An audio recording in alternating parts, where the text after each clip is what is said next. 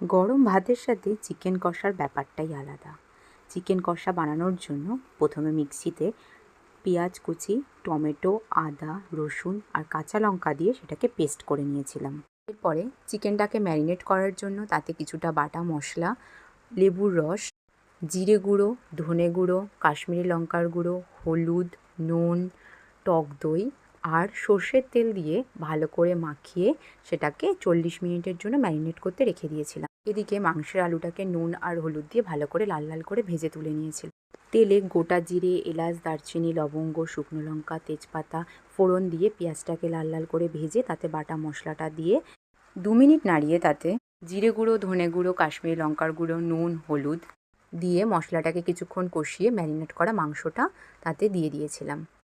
2 minute বাদে সেই ভেজে রাখা আলুটা মাংসের মধ্যে দিয়ে বারবার মাংসটাকে ঢাকা দিয়ে দিয়ে সিদ্ধ করে নিতে হবে কোনো রকম জল ছাড়া। মাংস এবং আলুটা সিদ্ধ হয়ে গেলে তাতে গরম মশলার গুঁড়ো ছড়িয়ে দিলেই তৈরি হয়ে যাবে চিকেন কষা।